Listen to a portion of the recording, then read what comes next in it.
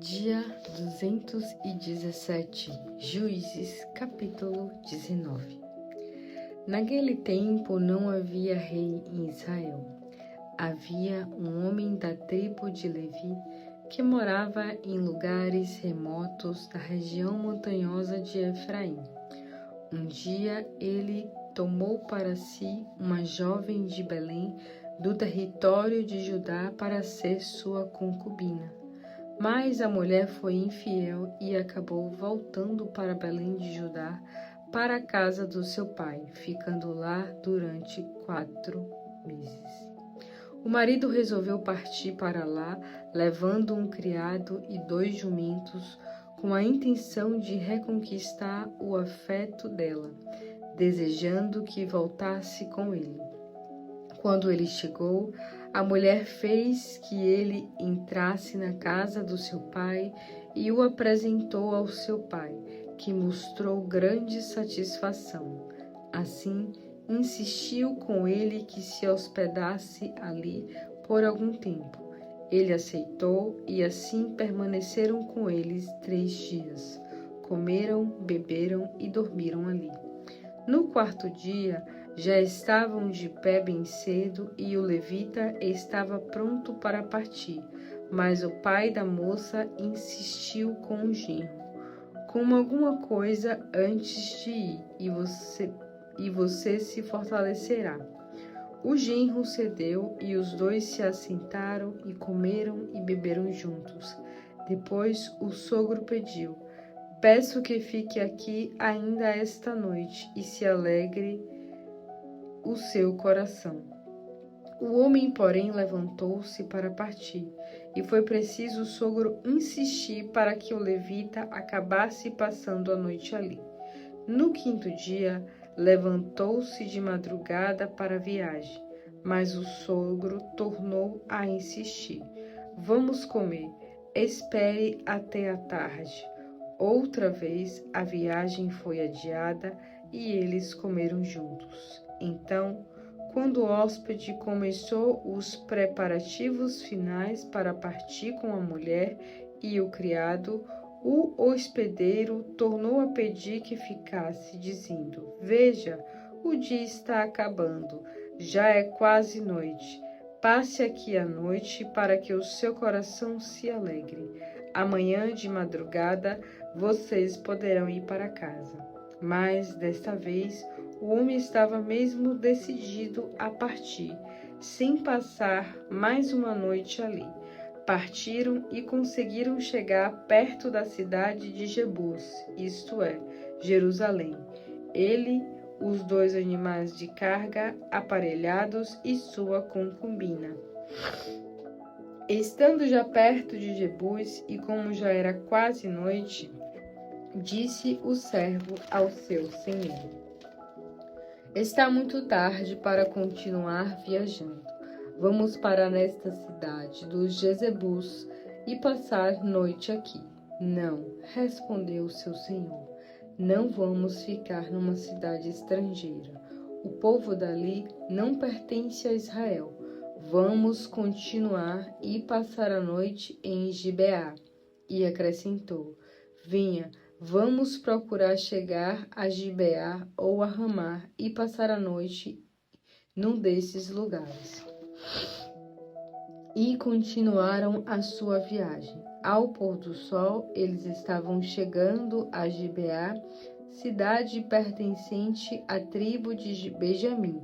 Entraram em Gibeá a fim de passarem a noite ali.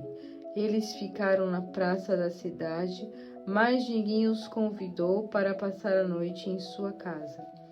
Quando já estava anoitecendo, chegou à cidade um homem idoso que vinha do trabalho do campo. Ele era da região montanhosa de Efraim, mas estava morando em Gibeá, no território de Benjamim.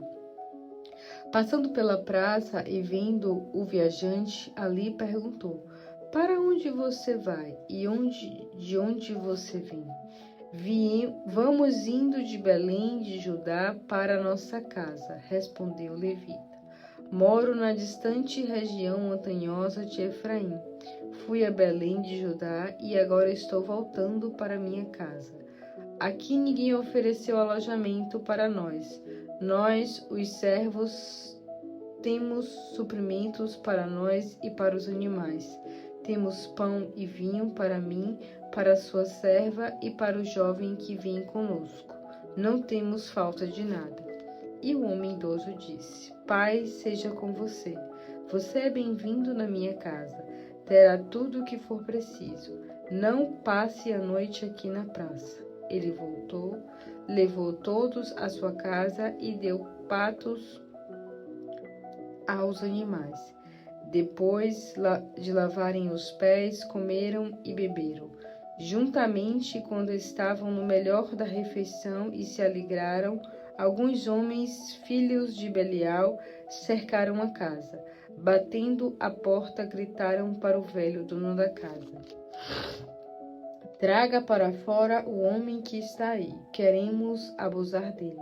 O dono da casa saiu e falou com eles: Meus irmãos, não façam isso. Isso é loucura, suplicou. Aquele homem é o meu hóspede. Eu trago aqui a minha filha virgem e a mulher do meu hóspede, e vocês poderão abusar delas como quiserem, mas não façam essa loucura com o meu hóspede. Porém, eles não deram ouvidos. Então ele entregou a mulher do levita àqueles homens, e eles a violentaram e abusaram dela a noite toda, até os primeiros sinais do novo dia, e deixaram a mulher caída junto à porta da casa.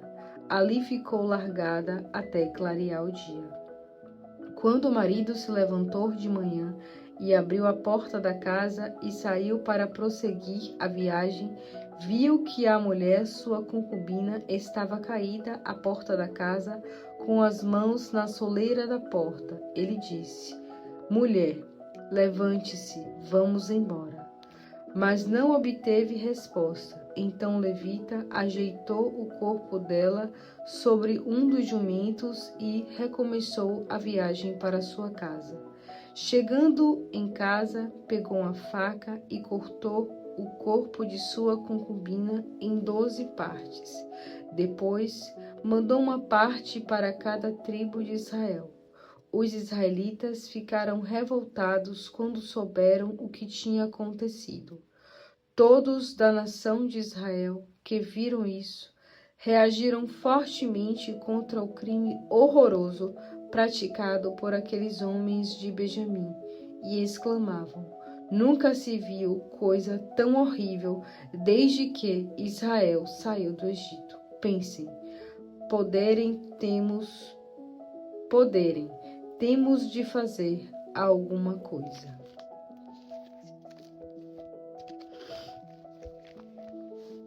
Atos, capítulo 23.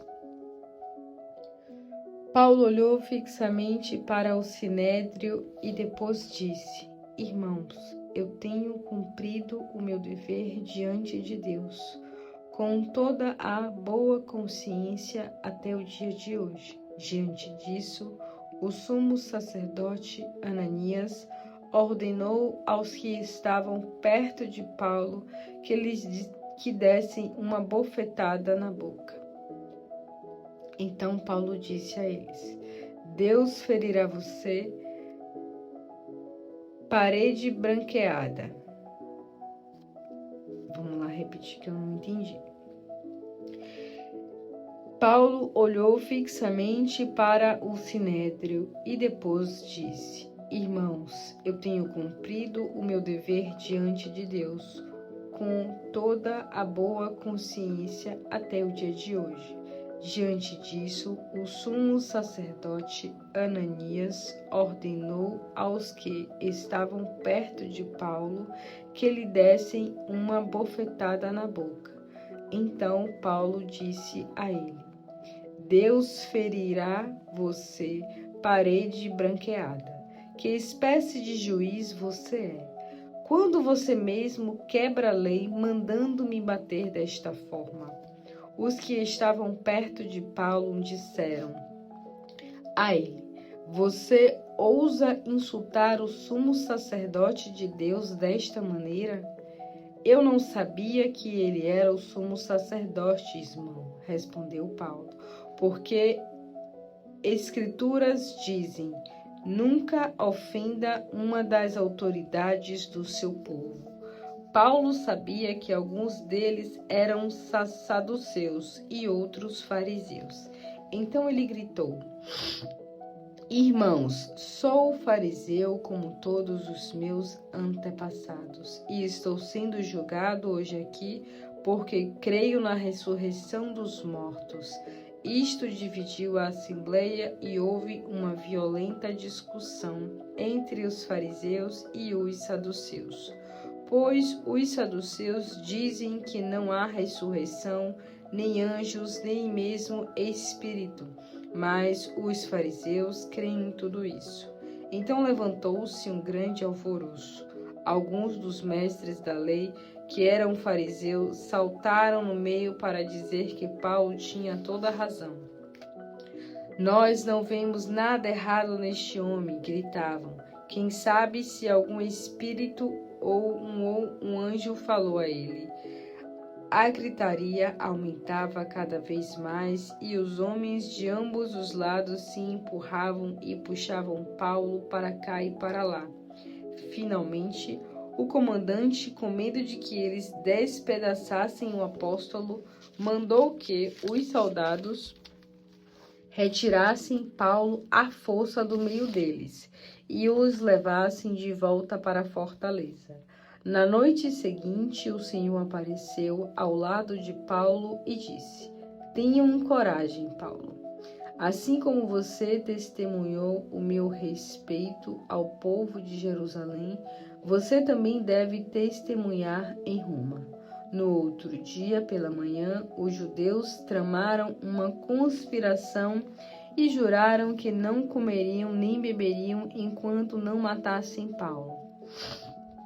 Juntaram-se mais de 40 homens debaixo desta conspiração. Então foram aos principais sacerdotes e líderes dos judeus e disseram: Juramos solenemente sob maldição que não comeremos enquanto não matarmos Paulo. Peçam ao comandante que traga Paulo outra vez diante do sinédrio. Finjam que os senhores querem fazer mais algumas perguntas.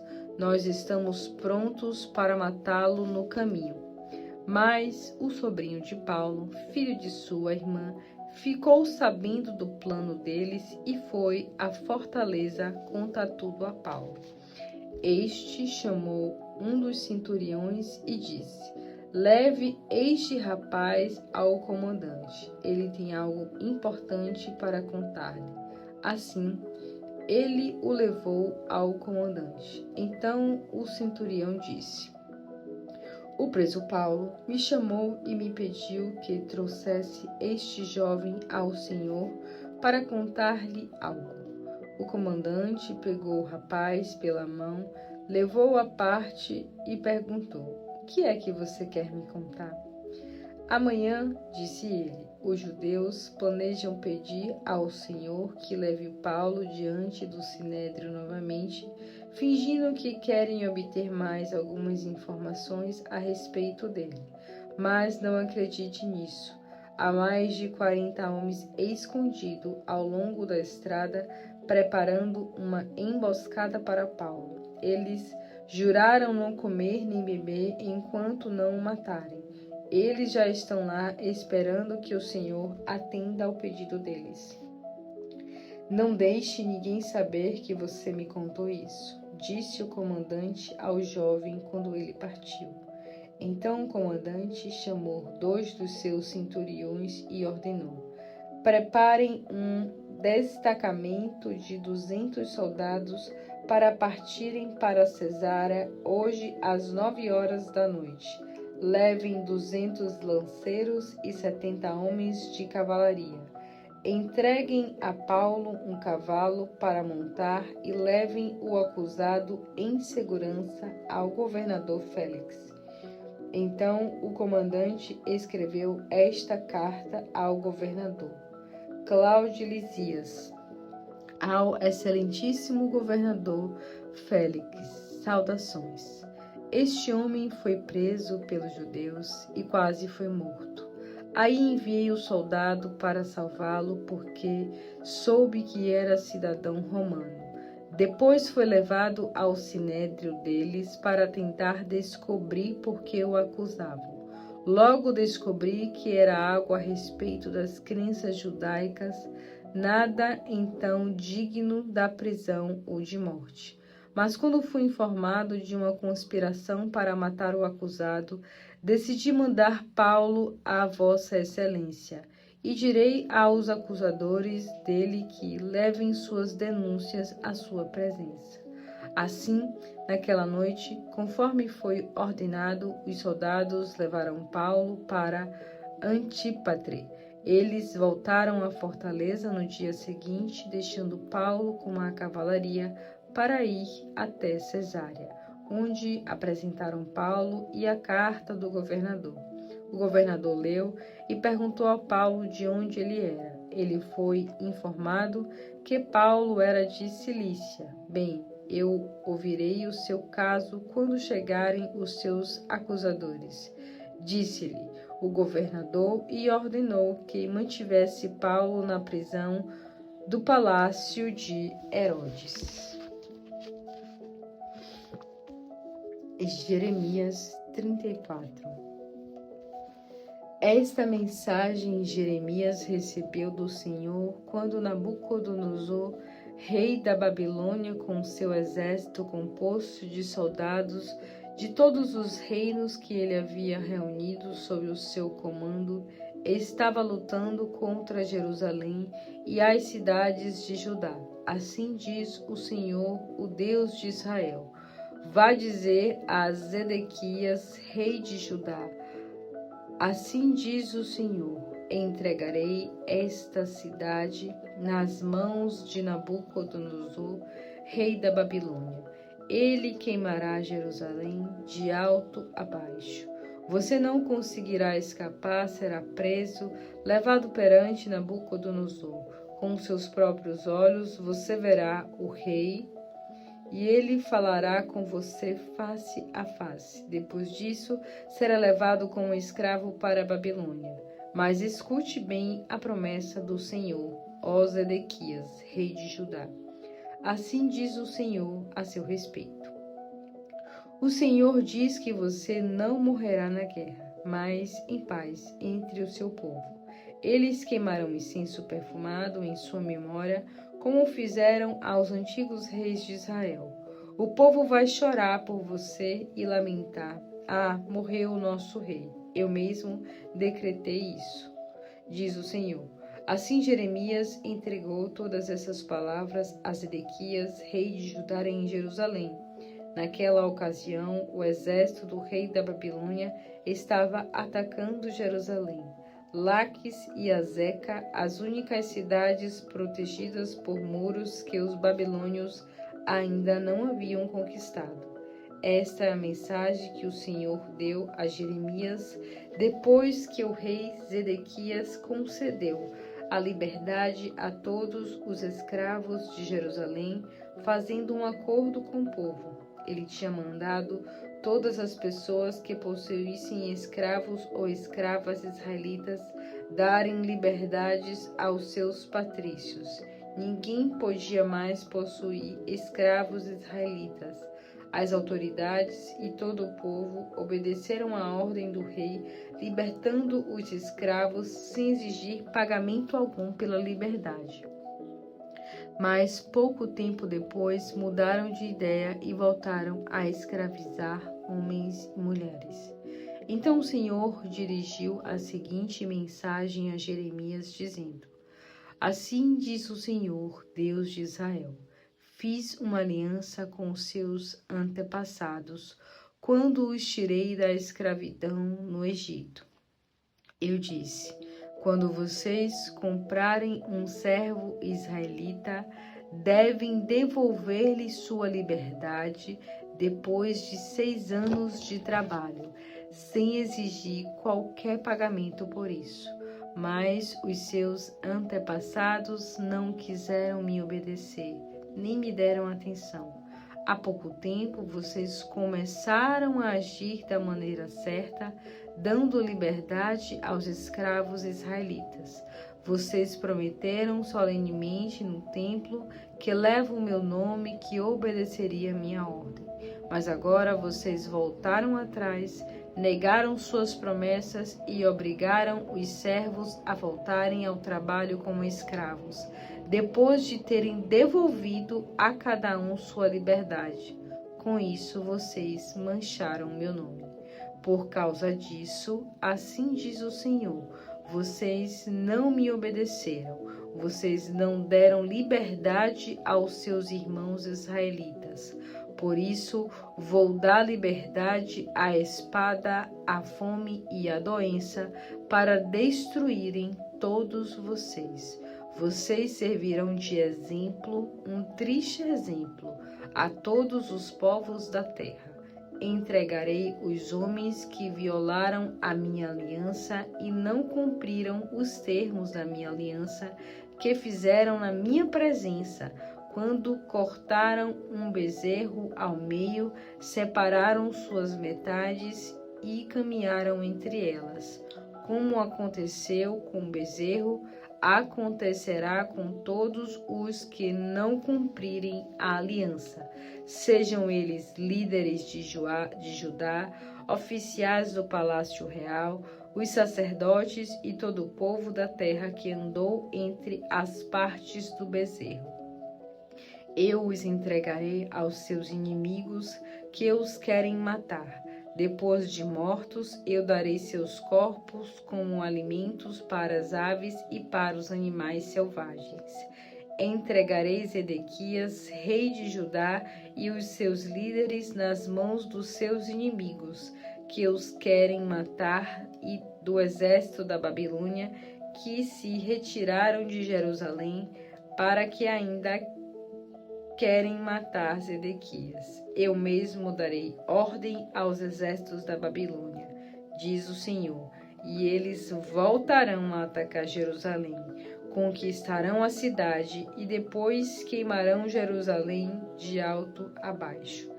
Destruirei completamente a cidade de Judá. Elas ficarão completamente devastadas e desabitadas.